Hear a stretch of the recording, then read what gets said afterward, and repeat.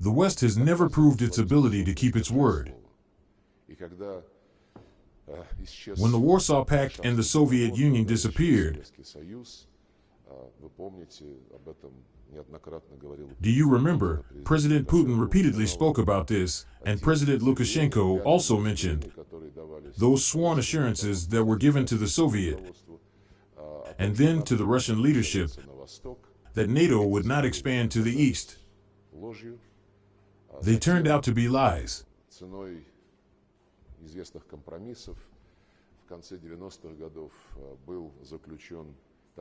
Then, at the cost of well-known compromises, the Russian NATO Founding Act was signed in the late 1990s. It was a step towards concessions from Moscow. There was no longer any talk of NATO's non-expansion to the east. It was said that on the territory of the new members of the alliance, hence, the fact of expansion was taken for granted, there would be no permanent deployment of significant combat forces. In recent years, this commitment has also been derailed by NATO.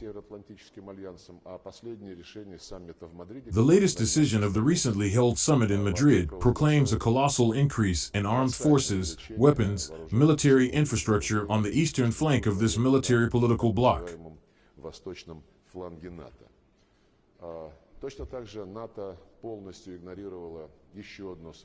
The alliance completely ignored another of its obligations, to ensure the indivisibility of security. This formula was first approved at the OSCE summit in Istanbul in 1999, then reproduced in 2010, not so long ago, at the next OSCE summit in the capital of Kazakhstan. It said that each country has the right to choose how to ensure its security, but at the same time, no state has the right to strengthen its security by harming the security of any other country in our common space.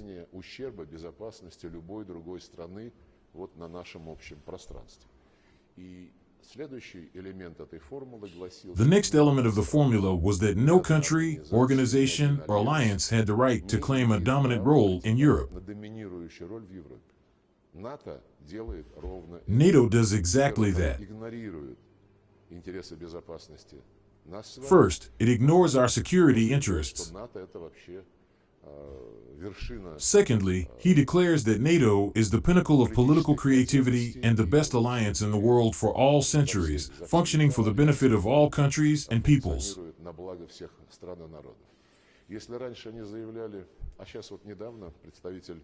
Recently, a White House representative once again repeated that Russia and no one in general should be afraid of NATO, because it is a defensive alliance.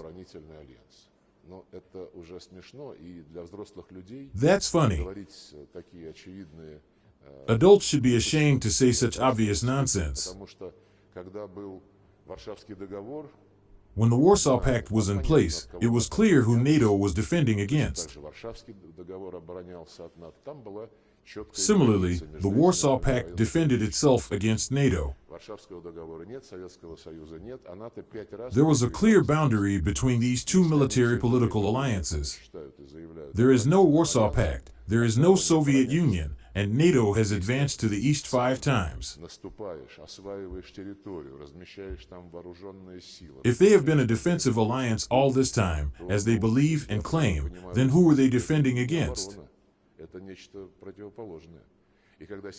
If you attack, develop territories, deploy armed forces, military infrastructure, this is not defense, but something opposite.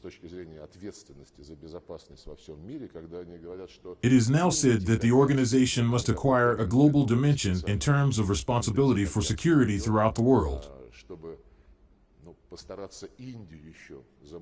They even came up with the term Indo-Pacific region on purpose in order to try to lure India into their networks.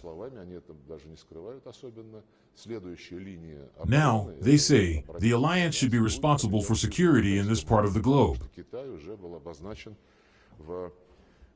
In other words, it is not particularly hidden. The next line of defense of the alliance will lie in the South China Sea, since China was designated in the final documents of the summit that ended recently in Madrid as the main, systemic, long-term challenge.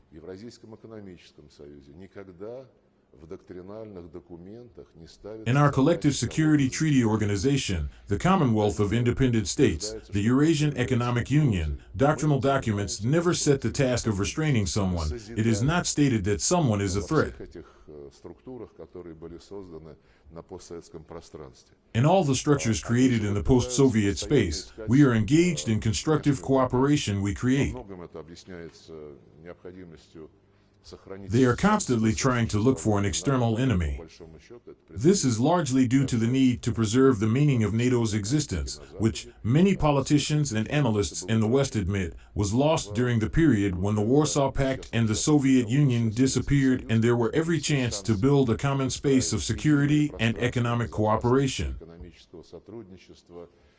As the French leaders then said, from the Atlantic to the Pacific, it was real. Тихого океана. Все это было реальностью. Начался такой плотный диалог между Россией и Европейским Союзом. A close dialogue has begun between Russia and the European Union. Summits were held twice a year, and meetings of the government of the Russian Federation with the full composition of the European Commission were held annually.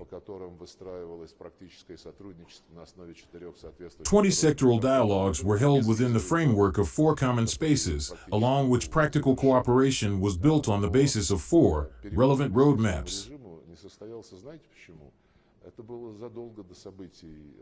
The visa-free dialogue was almost completed, but the transition to a visa-free regime did not take place.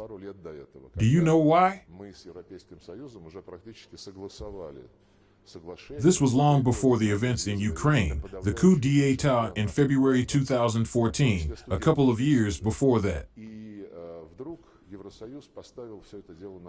When we practically agreed with the EU on an agreement on the transition to a visa-free regime for the vast majority of our citizens, including students. Suddenly, the EU put the process on the brakes. Then we received confidential, no one said this publicly, explanations.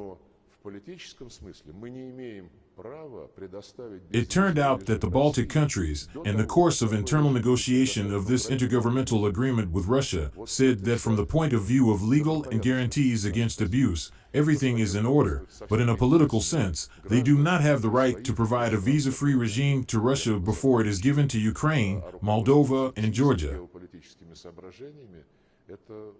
That's the whole integrity of our neighbors.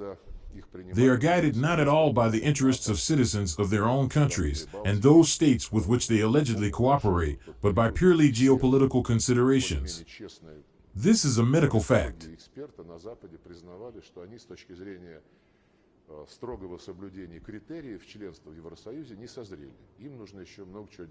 When the Baltic countries were admitted to the EU and NATO, I remember this period well, all more or less honest experts and political scientists in the West admitted that in terms of strict adherence to the criteria for membership in the European Union, these states have not yet ripe, because they need a lot of things to do, carry out reforms and the like, but in geopolitical terms, they must be accepted as soon as possible.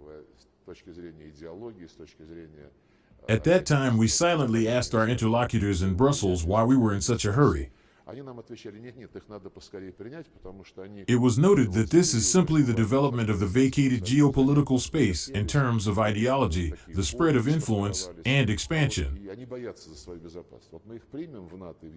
We were told that we needed to take these countries in as soon as possible, because during the period of being part of the Soviet Union they had suffered from us, they developed phobias and fear for their safety. If they are accepted into NATO and the EU, then the Balts, they say, will immediately calm down. You see how they calm down.